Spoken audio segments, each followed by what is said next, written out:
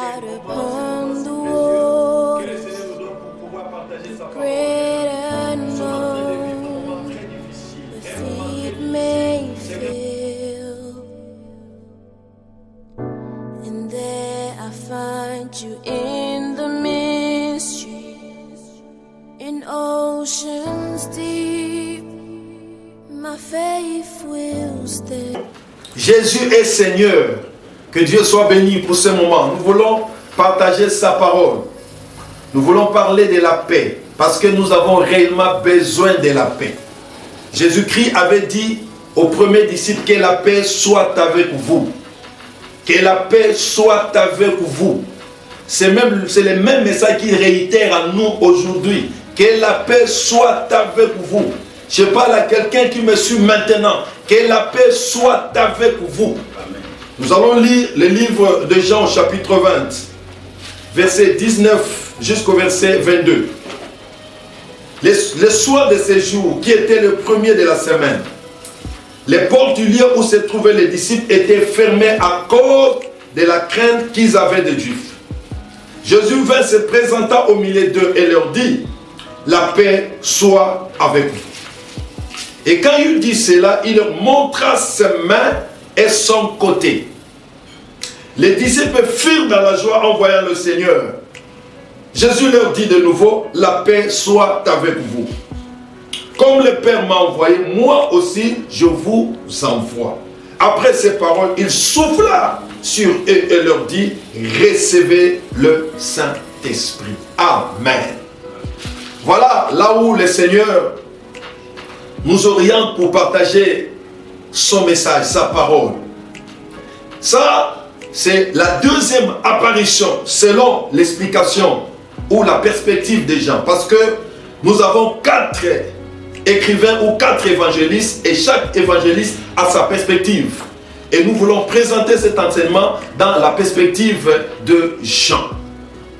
Et dans la perspective de Jean, lorsque Christ est ressuscité, la première apparition, c'était devant Marie de Magdala. Et il présente la deuxième apparition devant ses disciples à l'absence de Thomas. Le Seigneur est ressuscité, réellement ressuscité. Et je vais rassurer celui qui me suit maintenant que le Christ est réellement ressuscité. La preuve de sa résurrection, ce sont les apparitions. Christ est apparu pour rassurer aux disciples qu'il est réellement ressuscité. Christ est apparu pour nous rassurer qu'il est réellement ressuscité. Et la Bible dit, le soir de sa résurrection, le Seigneur vint visiter, est apparu au milieu de ses disciples. Et je fais la comparaison, le parallélisme entre la situation des disciples et la situation que nous sommes en train de vivre maintenant. La Bible dit que le disciple était enfermé dans la maison. Et c'était spécialement dans la chambre haute. C'est là où les disciples étaient enfermés. Là où ils avaient célébré la Pâque avec le Seigneur. C'est là où les disciples étaient restés. Ils étaient enfermés dans la chambre haute. La Bible dit, ils s'étaient enfermés à cause de la crainte qu'ils avaient des Juifs. Et nous aussi aujourd'hui, nous sommes en train de vivre les confinements. Les confinements. Les disciples étaient confinés dans la chambre haute à cause de la peur qu'ils avaient des Juifs. Aujourd'hui, les différentes familles respectives dans le monde sont confinées dans des maisons à cause de la peur de la maladie, de la pandémie. Les confinements. Et dans ce confinement des disciples, il fallait que le Seigneur vienne pour aider ses enfants, aider ses serviteurs, aider ses disciples à se sentir libérés. Et aujourd'hui, nous avons besoin de Christ. C'est lui seul qui peut changer notre situation.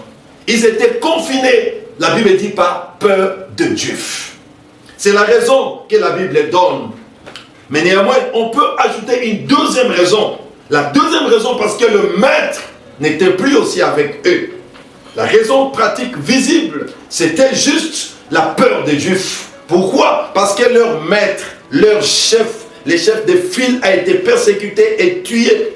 Et les disciples avaient vraiment raison de craindre qu'eux aussi peuvent subir le même représailles.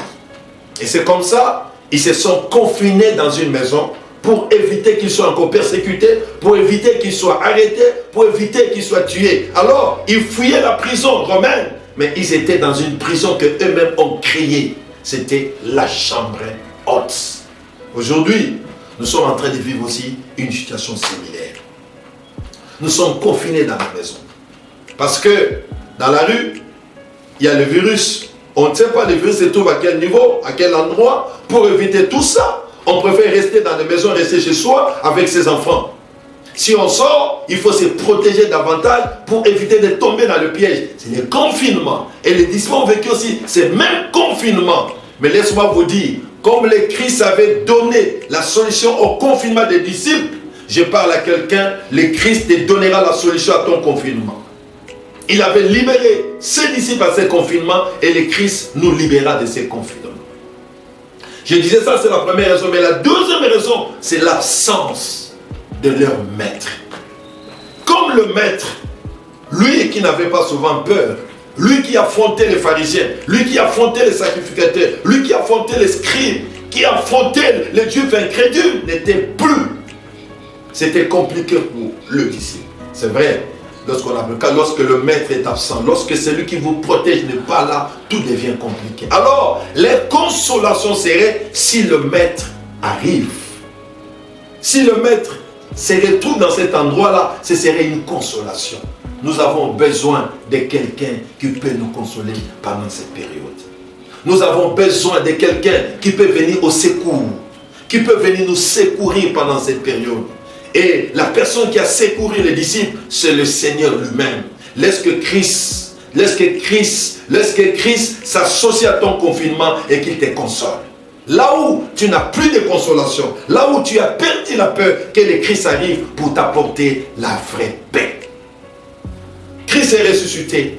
Les apôtres confinés dans une maison. La Bible montre que la maison était hermétiquement fermée. Les portes, les fenêtres, il n'y avait pas d'issue.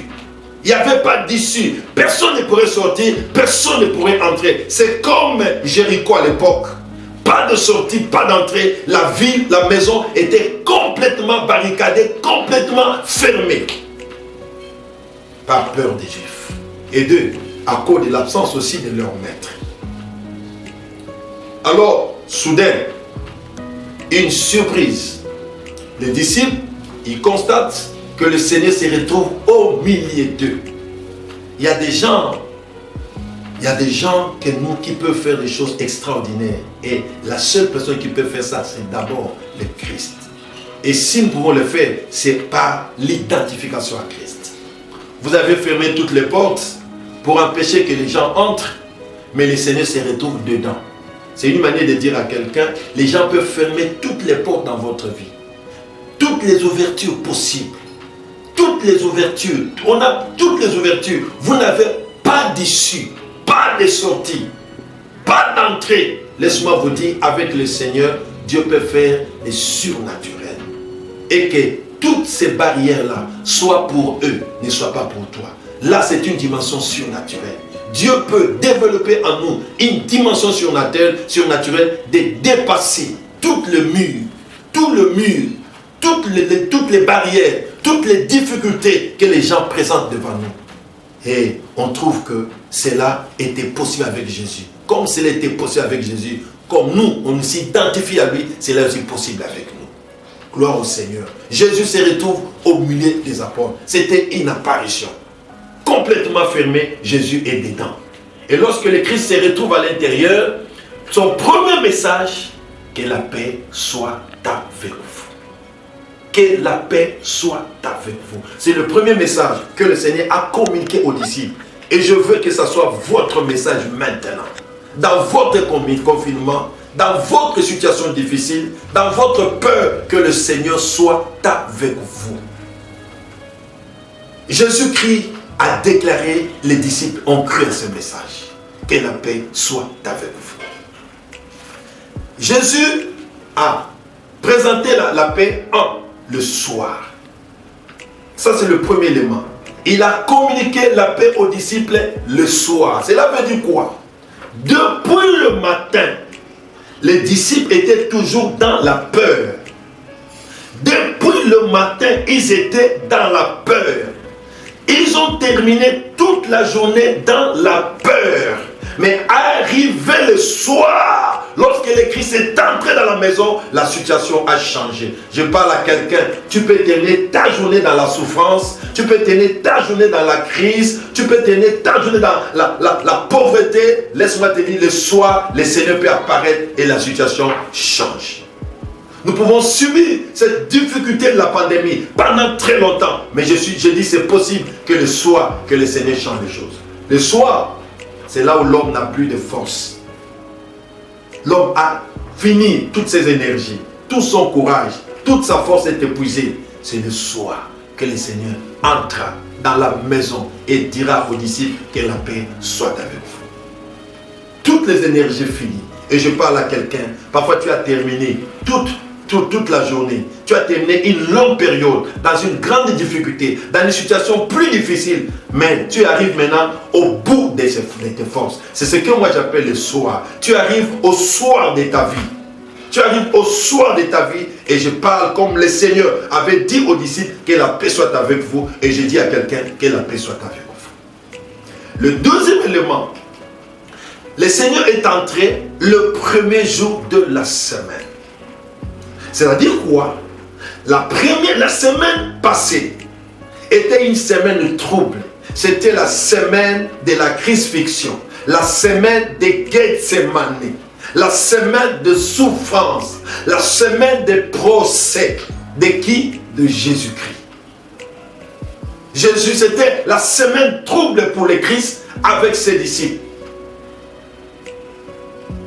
Et la semaine est finie.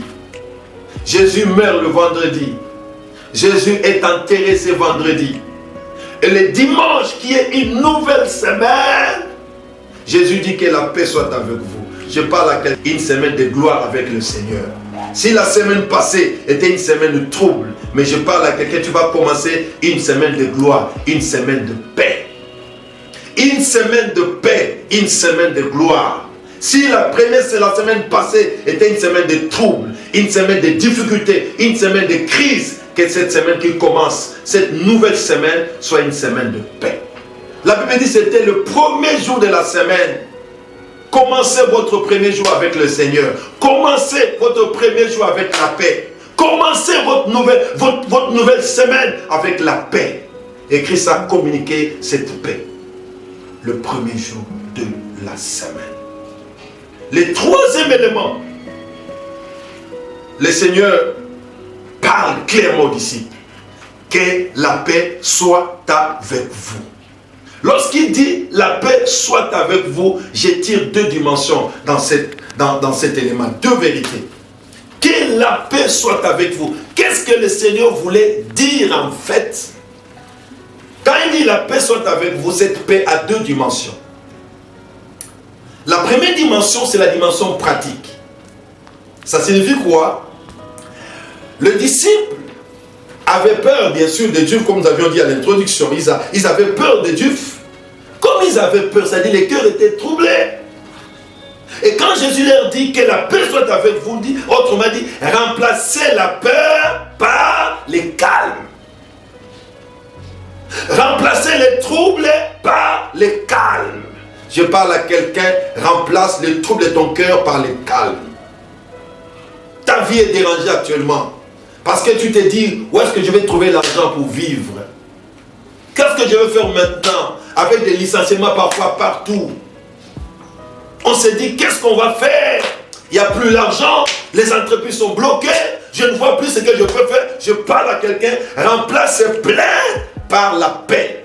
Remplace ces troubles par la paix. Remplace cette peur par la paix. Remplace tes inquiétudes par la paix. Il fallait que les disciples puissent remplacer les inquiétudes, remplacer la peur de Dieu par la paix de notre Seigneur Jésus-Christ. Ça, c'est la vérité pratique. Et nous avons besoin de cette paix. Nous devons remplacer le trouble, la peur, la crainte, les inquiétudes par la paix du Seigneur. Et cette paix, c'est quoi? Cette paix, 1, je te disais, c'est le calme. 2, c'est le repos. 3, c'est le silence. 4, c'est l'éloignement de bruit. Éloignez de vous le bruit. Éloignez de vous les inquiétudes. Éloignez de vous les plaintes. Que les plaintes soient loin de vous. Ça, c'est la première dimension. La première dimension, la première compréhension de la paix. La deuxième compréhension ou la deuxième dimension de la paix, c'est la dimension prophétique. Lorsque le Seigneur dit que la paix soit avec vous, il n'y a pas seulement cette dimension circonstancielle, il y a deuxième dimension qui est la dimension prophétique de la paix. Et la dimension prophétique de la paix a aussi deux aspects. Le premier aspect de la dimension prophétique de la paix, c'est d'abord la personne de Jésus-Christ lui-même. Jésus, c'est notre paix. Si nous avons besoin de la paix, plaçons Christ dans notre cœur et nous serons dans la paix. Lorsque le Seigneur est dans votre cœur, bien-aimé, vous serez dans la paix. Même si vous n'avez pas l'argent, même si vous n'avez pas le travail, vous serez dans la paix. Même si vous êtes malade, vous serez dans la paix. Christ, c'est la véritable paix.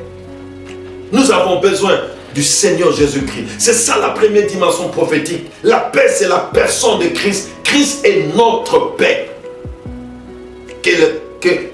Que les situations de notre société, les situations que nous sommes en train de vivre cette période ne puissent pas vous dépasser, ne puissent pas vous transcender. Laissez la paix de Christ vous transcender et vous serez le plus heureux. Et la deuxième dimension prophétique ou le deuxième aspect prophétique de la paix, c'est l'aspect rédempteur. Lorsque Christ dit que la paix soit avec vous, c'est comme le Seigneur est en train de donner les compléments du travail qu'il a fait à la croix. Les compléments du travail qu'il avait fait à la croix. Christ est mort à la croix pour communiquer la paix. Il est mort à la croix pour communiquer la paix aux hommes. C'est comme ça que le Seigneur est mort à la croix. C'est la raison d'être de sa mort à la croix. C'est pour communiquer la paix. C'est pour quand vous voyez la croix, vous allez trouver que la croix est tellement symbolique, significatif. La croix. Christ est mort à la croix. La forme de la croix, bien aimé, nous enseigne beaucoup de choses. La croix unit le nord, le sud, l'est et l'ouest. La croix. Et Christ a été placé maintenant là au centre, sur la croix. Et son cœur, c'est juste au milieu. Pour dire ceux qui sont au nord, ceux qui sont au sud, ceux qui sont à l'est, ceux qui sont à l'ouest, se retrouvent à la croix. Et cette croix, c'est en la personne de Christ. C'est lui, notre paix. C'est lui qui réconcilie l'homme avec Dieu. C'est lui qui réconcilie les hommes entre eux. C'est lui qui réconcilie les cœurs de l'homme avec lui-même. La croix. Que la paix soit avec vous. Jésus est en train de communiquer l'œuvre rédemptrice, l'œuvre de la croix dans le cœur de ses disciples. Et je parle à quelqu'un pendant cette période trouble. Vous avez besoin que l'œuvre de la croix soit dans votre cœur. Christ est mort. Mais il faut que ce travail qui a été réalisé à la croix vienne dans votre cœur. Que cela soit déposé en vous. Il ne faut pas seulement dire que Christ est mort, mais il faut que cette mort devienne réalité dans votre cœur. Il ne faut pas seulement dire que Christ est ressuscité, il faut que cette résurrection vienne dans votre cœur, la nouvelle vie. Ça, c'est la deuxième dimension. La deuxième dimension ou le deuxième aspect, c'est l'aspect rédempteur, la dimension rédemptrice. Que la paix soit avec vous. La paix soit avec vous. Cette réconciliation de l'homme avec Dieu, cette réconciliation de l'homme avec lui-même, cette réconciliation de l'homme avec son prochain, c'est ce que Christ avait communiqué à ses disciples. La paix. Et je parle à quelqu'un pendant cette période, développe la paix dans ces deux d'abord dimensions, dans la dimension pratique et la paix dans la dimension prophétique. Il faut aussi développer dans cette dimension prophétique les deux aspects. Dans la dimension de la personne de Christ et dans la dimension de son œuvre de la rédemption. Qu'il a accompli la croix et qu'il achève dans notre cœur. Vous me suivez pendant cette période. Si vous avez la paix, vous pouvez avoir des situations plus difficiles. Ces situations ne vont jamais vous dépasser. L'homme aura toujours des problèmes. Vous aurez toujours des problèmes. Ne pensez pas que la pandémie, c'est la dernière situation difficiles de la vie d'une personne. Je te dis non. Non. Tant que tu es encore sur la terre, tu peux rencontrer beaucoup de situations encore plus difficiles. Mais lorsque vous développez dans votre esprit, dans votre cœur, la paix du Seigneur, laisse-moi vous dire, vous allez vaincre la pandémie. Et vous serez le plus heureux. La paix. Et le Seigneur, lorsqu'il a parlé de la paix, quatrième élément, la Bible dit, le Seigneur présente ses mains et son côté. Pourquoi il présente les mains? Pourquoi il présente les côtés? C'est parce qu'il avait subi des blessures à la croix. Il avait subi des blessures à la croix. Et Christ maintenant présente à ses disciples les mains et son côté. Il a été percé. Il a subi des clous au moment de sa crucifixion. Et il le présente aux disciples. Alors, ma question, pourquoi le Seigneur avait présenté aux disciples ses mains et son côté? Je donne deux raisons. La première raison, c'est la raison pratique. Et la deuxième raison, c'est la raison prophétique. La raison pratique, c'est quoi? La raison pratique, c'était de certifier que c'est réellement Jésus-Christ qui est devant eux. C'est réellement la même personne qui était morte. C'est cette même personne ressuscitée qui se retrouve devant eux. Qu'il n'ait pas de doute. Parce qu'en fait quoi? Pour les disciples, Christ était mort. L'enseignement de la résurrection n'était plus dans leur tête. Pour eux, ils ont connu la perte d'un grand leader, d'un grand maître qui est parti. Ils n'avaient plus l'enseignement de la résurrection dans leur tête. Christ est mort, il est parti. Alors le Seigneur vint devant eux, il se présente, il leur montre le main pour les rassurer.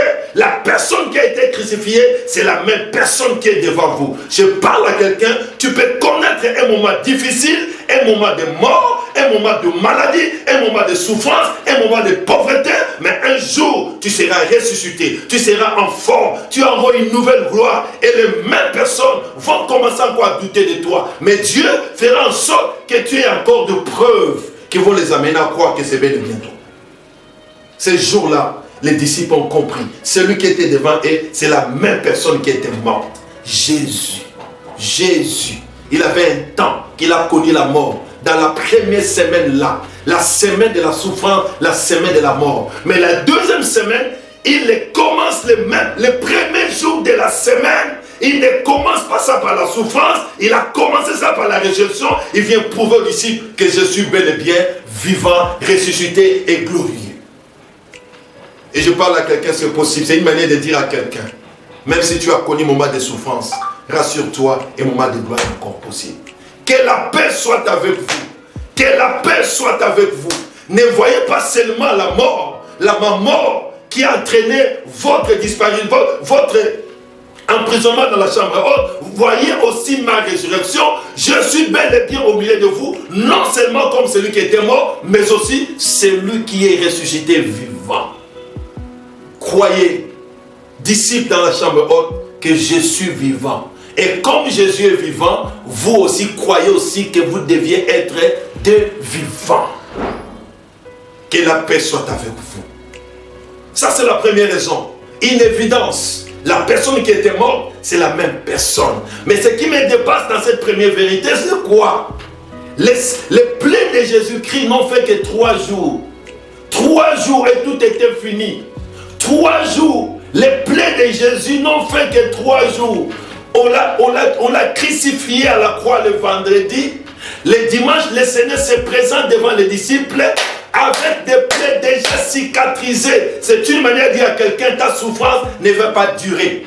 Ta souffrance va s'arrêter bientôt. Si Christ, les plaies ont été cicatrisées en 2 jours, en 1 semaine, en 2 semaines, Christ peut finir la situation qui te dérange. Christ peut mettre fin à cette pandémie. Et tout est possible. 3 jours. Les plaies ont été complètement finies, cicatrisées. Et il montre aux disciples. Il montre aux disciples. Et comprenez, Christ était ressuscité avec un corps glorieux.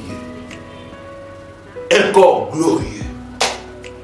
Un corps glorieux. C'est une manière de dire à quelqu'un, si tu connais un temps de mort, ta résurrection, ce ne serait plus avec les mêmes corps. Ta ta résurrection ne serait plus avec les mêmes situations, à même les mêmes difficultés. Ta résurrection, ce serait avec une nouvelle gloire. Une nouvelle gloire, une nouvelle dimension. Et c'est ça la vie de l'homme.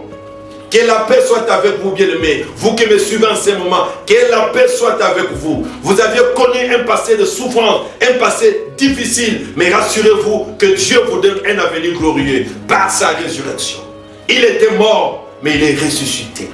Une nouvelle gloire. C'est comme ça, Joseph, quand il était devant ses frères, tous les frères de Joseph avaient oublié Joseph, mais Joseph n'avait pas oublié leurs frères. Pourquoi? Parce que Joseph avait changé, les frères n'avaient pas changé. Jésus est ressuscité, lui complètement avait changé, mais ses disciples n'avaient pas changé. Et c'est comme ça que les disciples ont oublié Jésus, mais Jésus n'a pas oublié les disciples. Mais il avait seulement des signes pour les confirmer, malgré que actuellement je porte un corps de gloire, mais c'est le même Jésus qui était crucifié, c'est le même Jésus qui porte ce corps de gloire.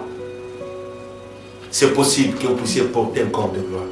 C'est possible que vous puissiez changer, que votre Dieu change votre situation, votre histoire. C'est encore possible.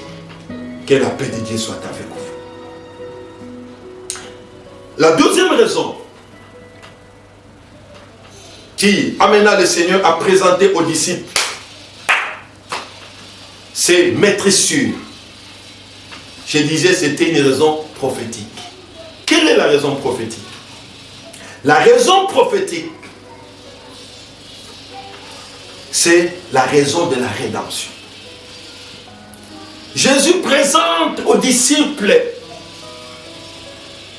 ses mains et son côté. Il présente aux disciples pour dire quoi? J'ai achevé l'œuvre. J'ai achevé l'œuvre que le Père m'a donnée. J'ai achevé le travail que le Père m'a donné. La preuve de l'achèvement du travail, de l'accomplissement du travail, ce sont les mains, c'est le côté. C'est ça la preuve. Parce que par ces maîtrisures, la Bible dit, nous sommes guéris. Par ces maîtrisures, nous avons le salut. Christ a achevé l'œuvre. Il montre aux disciples pour leur dire, j'ai achevé l'œuvre de la rédemption. La preuve, c'est ça. L'œuvre a été achevée. L'œuvre, moi j'ai achevé ma part. Comme moi j'ai achevé ma part, que la paix soit avec vous. J'ai achevé l'œuvre. J'ai fini le travail. Pourquoi vous pleurez? Pourquoi vous vous lamentez? C'est un problème de jour, c'est un problème de temps. Mais l'œuvre, je l'ai déjà achevée. Je parle à quelqu'un. L'œuvre qui te donne la paix, l'œuvre qui te donne la prospérité, l'œuvre qui te donne la joie a été déjà accomplie à la croix de Golgotha. Nous devons être dans la paix. Malgré tout ce qui se passe dans ce monde, je parle à quelqu'un, soyons dans la paix. Christ a tout accompli. Il a tout accompli. Il a tout accompli. Tout ça, c'est rien.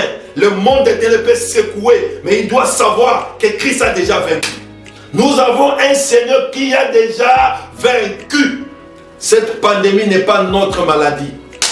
Cette pandémie n'est pas notre situation. Nous ne pouvons pas vivre aujourd'hui la grande tribulation parce que nous sommes église. Nous sommes église. C'est un feu étranger. Feu étranger qui ne nous appartient pas. Ce n'est pas pour nous. Nous en devons déclarer que nous sommes plus que vainqueurs par celui qui nous a aimés. Le Seigneur Jésus-Christ. Que la paix soit avec vous. C'est comme ça que Christ avait pleinement raison de communiquer à ses disciples la paix. La raison de la rédemption, Christ a achevé l'œuvre. Comme lui a achevé l'œuvre, il n'avait rien à faire. C'est comme ça maintenant. Quel est le message qui a suivi? Jésus dit, comme le Père m'a envoyé, moi aussi, je vous envoie. En d'autres termes, moi j'ai achevé l'œuvre. J'ai fini mon travail. Ce n'est plus maintenant mon problème, c'est votre problème. Comme le Père m'a envoyé, moi ce que le Père m'a donné comme travail, je l'ai complètement fini. Maintenant moi, je vous envoie. Vous envoyez pour faire quoi? Pour communiquer cette même paix aux autres. Pour communiquer l'œuvre de la rédemption aux autres. Mes amis, si nous, enfants de Dieu, nous chrétiens, nous serviteurs de Dieu, nous sommes complètement troublés comme les païens par cette situation, comment allons-nous communiquer la paix aux autres? Que la paix de Dieu soit avec vous. Nous sommes les communicateurs de la paix. La Bible dit, heureux ceux qui procurent la paix, car ils seront appelés fils de Dieu. Nous devons communiquer la paix par notre message. Communiquer la joie partout, parce que nous sommes le fils de la paix. Christ nous a laissé la paix, il nous a communiqué la paix. Et c'est comme ça, il a communiqué cette paix aux disciples. Ces disciples devaient s'élever maintenant pour aller prêcher la paix. Mais ils étaient dans un confinement obligé. Un confinement, par peur des Juifs. Confinés dans la chambre haute. Et qu'est-ce que le Seigneur fait? Cinquième élément, Jésus, la Bible dit, il souffle sur eux. Recevez le Saint-Esprit. Le Seigneur a compris pour que la paix ait l'efficacité dans la vie des disciples, il faut le souffle divin. Il souffla sur eux. Recevez le Saint-Esprit. Lorsque nous lisons la Bible, le souffle de la Bible nous enseigne la vie. Le souffle nous enseigne la vie. Genèse chapitre 2 verset 7e. Lorsque Dieu forma l'homme de la poussière de la terre, et la Bible dit Dieu souffla dans l'homme un souffle de vie et l'homme devint une âme vivante. Ça signifie lorsque on souffle en vous, c'est pour recevoir la vie. Et nous trouvons aussi dans le livre d'Ézéchiel chapitre 37, lorsque le Seigneur avait confié la mission à Ézéchiel de parler sur les ossements desséchés, après avoir parlé, et la Bible c'était devenu tout un corps de morts, et il dira qu'il souffle, qu'il appelle l'esprit des quatre vents pour souffler dans ces morts. Et la Bible dit c'était devenu une armée vivante. En d'autres termes, le souffle communique la vie. Le souffle ne communique pas la puissance, mais communique la vie. Et ce jour, le Seigneur avait soufflé sur ses disciples. Il a communiqué quoi? La vie. C'est une manière de parler en passant aux serviteurs de Dieu. Nous avons parfois l'habitude de souffler quand nous prêchons. Mais nous communiquons quoi par ce souffle? Christ a soufflé. Il a communiqué la vie aux disciples. Et ce jour-là, les disciples sont devenus régénérés par le souffle. Ils sont devenus régénérés ce jour-là. Et c'est là l'église née dans une phase embryonnaire. Le disciple, il a soufflé. Parce que ce jour-là, Jésus n'a pas donné aux disciples la puissance. La puissance était maintenant la Pentecôte. Ce jour-là, c'était la régénération, le renouvellement de vie. La communication de la nature divine, la communication de la vie divine. Pourquoi? C'est parce que le Saint-Esprit n'était pas encore donné pendant le ministère terrestre de Jésus-Christ. Le Saint-Esprit n'était pas encore donné dans les disciples parce que Jésus n'était pas encore glorifié. Le Saint-Esprit travaillait dans la personne de Christ. Le Saint-Esprit était avec les disciples au travers de la personne de Christ. Mais ce jour-là, le Seigneur a transféré l'Esprit dans la vie des disciples. Et ils sont devenus des personnes régénérées. Des personnes nées de nouveau. Des personnes avec la nouvelle nature. Tu peux me dire, pasteur, mais comment Jésus avait dit aux disciples, et réjouissez-vous parce que vos noms sont écrits au ciel. Rassurez-vous que lorsque Jésus exerçait son ministère sur la terre, c'était une période transitoire de l'ancienne alliance entre l'ancienne alliance et la nouvelle alliance. Les disciples de Jésus-Christ, avant la croix, ils étaient sauvés comme les saints de l'ancienne alliance, avec la perspective de vivre la nouvelle alliance. C'est à la croix que la nouvelle alliance commence effectivement. Et ce jour-là, Jésus souffle sur eux, ils ont reçu la vie nouvelle. Je reviens un peu en arrière. À la croix, Jésus, quand il présente les disciples, il ne présente pas seulement les mains, il présente aussi son côté. Le côté qui a été percé. Souvenez-vous, dans le jardin d'Éden, Dieu, pour donner à Adam une femme, Dieu avait pris une côte d'Adam. Et de ces côtes-là, Dieu avait fait une femme. Adam, Dieu a tiré la côte et Dieu en a fait une femme, que nous appelons Ève. La même chose, l'œuvre, la création, l'œuvre ou la création de l'église, ou la construction de l'église, commence par la croix. Ça commence par la croix. Jésus a été percé.